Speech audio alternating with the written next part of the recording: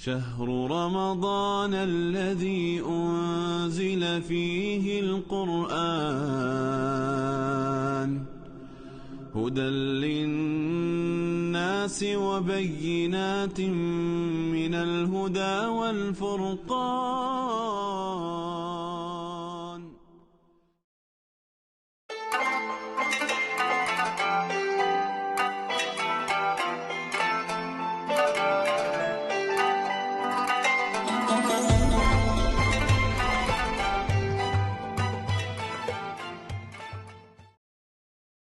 Assalamualaikum warahmatullahi wabarakatuh. Bismillahirrahmanirrahim. Alhamdulillahi rabbil alamin. Alhamdulillahilladzi ja'ala syahra ramadhana syahran aziman wa mubarakan wa ja'ala fihi shiyamahu faridatan wa qiyamahu tatawwu'an. Assalatu wassalamu ala Muhammadin sallallahu alaihi wasallam nabiyya wa rasulah wa ala alihi wa ashabihi wal muslimina wal muslimati jami'an. Sahabat marhaba yang kami muliakan rahimakumullah, segala puji dan rasa syukur kami haturkan kehadirat Allah subhanahu wa ta'ala, Allah yang telah menjadikan bulan Ramadan sebagai bulan yang agung, bulan yang penuh barokah. Di dalamnya Allah telah mewajibkan atau menetapkan puasa Ramadan sebagai ibadah wajib dan qiyamul lail atau sholat tarawih sebagai ibadah sunnah.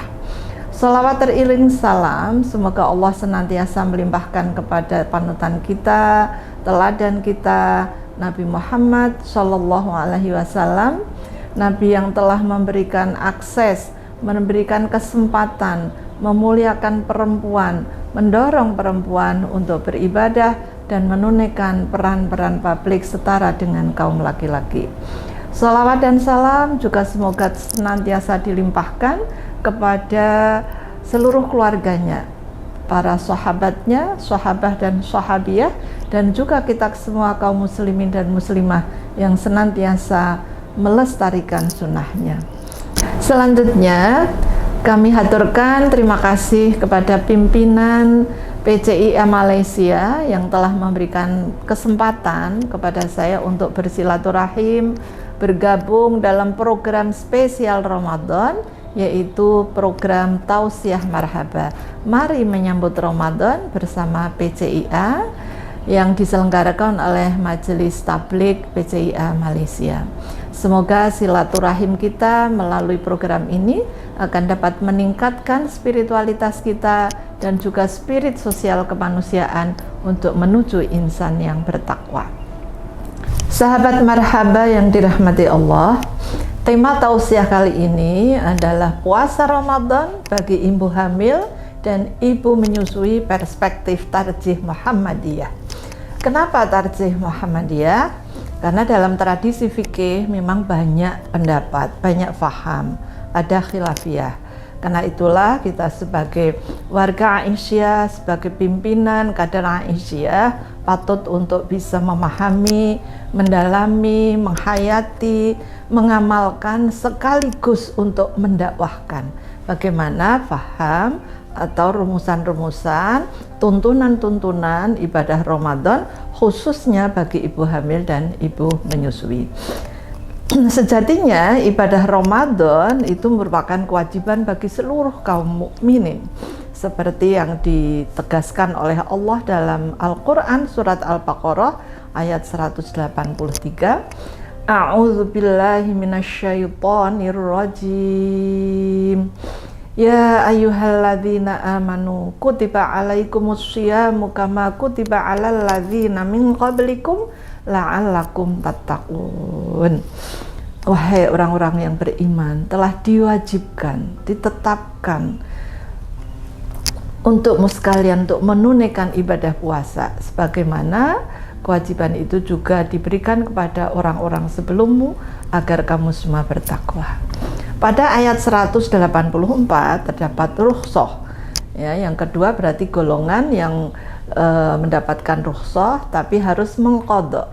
Ya, siapa yaitu orang yang sakit, yang tidak mampu menunaikan puasa, ataupun orang yang dalam bepergian mengalami masyaqqah, kesulitan sehingga nggak mau menunaikan puasa. Maka kewajiban mereka tetap wajib menunaikan puasa, tapi dapat diqadha di hari dan bulan selain bulan Ramadan. Golongan yang ketiga adalah mereka yang tidak mampu, ya, mereka yang sebenarnya dapat menunaikan puasa tapi memang mengalami keberatan atau kesusahan. Dalam Al-Qur'an disebut alladzina yutiqunahu fidyatum ta'amu miskin. Dia itu orang-orang yang merasa berat untuk menjalankan puasa. Maka golongan ketiga ini tetap wajib menjalankan puasa, tapi puasanya digantikan dengan fidyatum ta'amu miskin, membayar fidyah bagi orang miskin. Memang dalam Al-Qur'an hanya disebut alladzina yutiqunahu, al-intiqah, tidak disebut siapa, ya. Nabi kemudian menjelaskan bahwa yang dimaksudkan di situ adalah yaitu siapa seorang tua lansia yang memang tidak mampu menunaikan puasa, kemudian orang yang sakit menahun, ibu hamil atau ibu yang menyusui, atau mereka yang bekerja terlalu berat, ya, para pekerja berat itu boleh tidak berpuasa kalau memang tidak mampu, tapi dengan membayar fidyah. Pertanyaannya kaitannya dengan tema ini adalah kenapa ibu hamil dan ibu menyusui diberikan rukhsah, ya. Allah memberikan isyarat, ya, betapa seorang ibu perempuan kan memiliki fitrah, ya, antara lain yaitu hamil dan menyusui. Sebenarnya ini adalah peran yang utama bagi perempuan untuk melanjutkan regenerasi kemanusiaan, bagian dari khalifah fil ard. Bagi ibu hamil dan memberikan ASI, Allah memberikan isyarat dalam surat Luqman, ya, wa wassaynal insana biwalidayhi, kami wasiatkan kepada manusia untuk berbuat baik, birrul walidain, kepada kedua orang tua. Apa alasannya? Ternyata Allah menjelaskan hamalathu ummuhu wahnan ala wahnin wa fisaluhu fi amaini anishkurli wali walidaika ilayal masyir. Di situ digambarkan perempuan itu kondisinya lemah bertambah lemah. Di surat Al-Ahqaf juga digambarkan lagi, ya, wa wasainal insana biwalidayhi ihsana. Kami wasiatkan kepada manusia untuk berbuat ihsan. Ihsan itu baik yang terbaik, ya, kualitas kebaikan yang paling utama. Kenapa hamalathu ummuhu kurha wa wada'athu kurha? Berat, resikonya kadang berat, ya. Ibu ketika ibu hamil kan ada perubahan hormon, ya. Ketika ovum itu dibuai oleh sperma menjadi nutfah, kemudian selanjutnya alaqah dan seterusnya, maka kondisi ibu bertambah lemah. Apalagi ketika memberikan ASI, ketika hamil kadang-kadang yang muntah-muntah, tidak mau makan sehingga perlu diinfus, maka kondisinya lemah. Apalagi ketika memberikan ASI, jelas bayinya udah lahir, maka nutrisinya adalah untuk nutrisi ibu dan bayinya. Karena itulah Allah memberikan kebijaksanaan, perempuan yang hamil dan ibu yang sedang menyusui boleh tidak puasa, tapi pengganti tidak menunaikan puasa di bulan Ramadan maksud saya, tapi masih punya kewajiban. Apa kewajibannya? Membayar fidyah. Nah, tentang perempuan hamil dan memberikan ASI ini juga ditegaskan dalam satu hadis yang Ibnu Abbas mengatakan, ya, beliau mengatakan usbita lil hubla wal murdi'i, ya, ayyuftira wa yut'ima kulla yaumin miskinan, ya. Ditetapkan bagi ibu hamil dan ibu yang memberikan ASI untuk berbuka, ya, nggak usah puasa, ya, bagi mereka yang berat. Ayut'ima, dan mereka memberikan makanan kepada orang miskin, yaitu setiap hari, ya, memberikan fidyah setiap hari yang dia tinggalkan.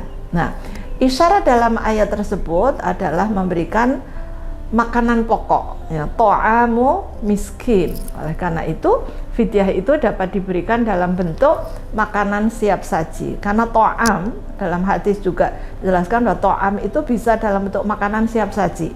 Artinya kalau kita biasa makan nasi dengan rendang misalnya, atau nasi dengan ikan, maka gantinya puasa dengan memberikan makanan sesuai dengan yang kita makan. Atau yang kedua bisa adalah bahan makanan, ya, sebesar 1 mud gitu ya, bahan makanan sebesar 1 mud. Berapa ukurannya 1 mud itu? Kalau dikonversi ke ukuran liter di Indonesia kan biasanya pakai liter ya, takaran 1 liter atau timbangan 1 kilogram.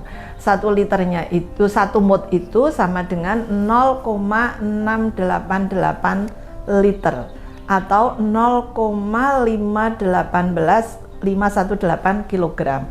Berarti ini setengah kilo ya, 5 ons lebih. Oleh karena itu tarjih kemudian membulatkan untuk menjadi 0,6 kilogram atau 6 ons untuk setiap kali meninggalkan puasa. Jadi 1 hari cukup dengan 6 kilo.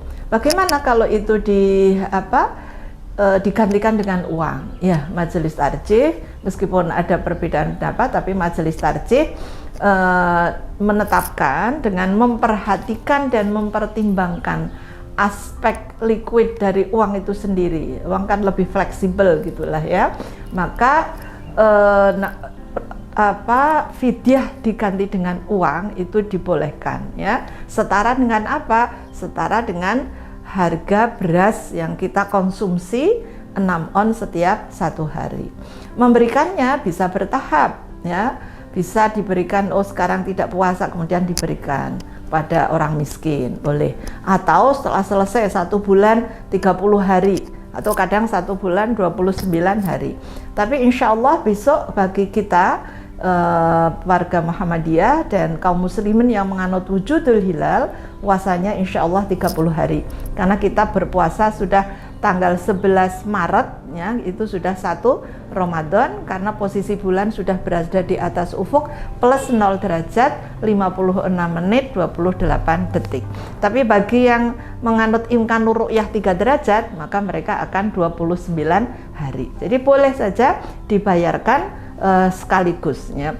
Atau kalau memberikan makanan boleh diberikan makanan untuk 30 orang miskin ya, atau memberikan makanan untuk 30 orang ya. Ini juga dipraktekkan oleh Anas bin Malik. Beliau ketika sudah usia senja ya, sudah senior dan lansia, tidak puasa, maka beliau mengundang orang-orang di rumahnya 30 orang kemudian disajikan makanan ya.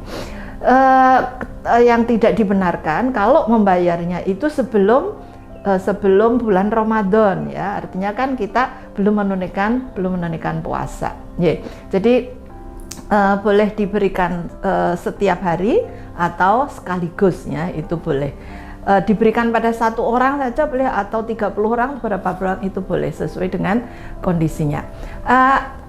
Terakhir ya, penggalan ayat 184 yang terakhir itu disebutkan faman tatawwa'a khairan fahuwa khairullah wa antasumu khairul lakum in kuntum ta'lamun. Maka dari itu tarjih memahami bahwa sebenarnya ayat ini bukan hanya untuk yang membayar fidyah ya, bagi yang sakit maupun ya bagi yang bepergian, tapi karena tema kita hanya yang fidyah ya, maka kita akan fokus pada hal tersebut.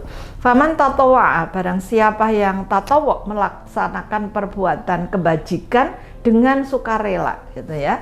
Wajibnya kan tadi memberikan kepada 1 orang miskin dengan 6 ons ya, atau makanan siap saji. Tapi atau perbuatannya lebih baik, bisa memberikan setiap hari untuk 2 orang misalnya, sehingga 1 bulan menjadi 60. Atau kualitas ya, atau jumlah dari makanan itu yang dilebihkan. Kalau biasanya mestinya 1 porsi itu menjadi 2 porsi dan sebagainya, itu dibenarkan. Yang terakhir, wa antasumu khairul lakum. in kuntum ta'lamun. Meskipun dalam keadaan hamil, menyusui, kalau misalnya konsultasi dengan dokter dibolehkan, tidak memberatkan, tidak ada pengaruh bagi kesehatan ibu maupun janinnya maupun bayinya, maka itu boleh untuk menunaikan puasa di bulan Ramadan. Karena itulah maka itu yang terbaik. Nah, itu yang demikian juga yang sakit, misalnya bepergian, kalau itu menunaikan puasa juga itu adalah yang terbaik. Wa antasumu khairul lakum in kuntum ta'lamun. Demikian yang dapat kami haturkan untuk sesi tausiah kali ini. Mudah-mudahan ada manfaatnya untuk kita semua dan kita bisa kita amalkan dan kita sosialisasikan. Kurang lebihnya mohon maaf. Nasrun minallah wa fathun qarib wa basyiril mu'minin. Assalamualaikum warahmatullahi wabarakatuh.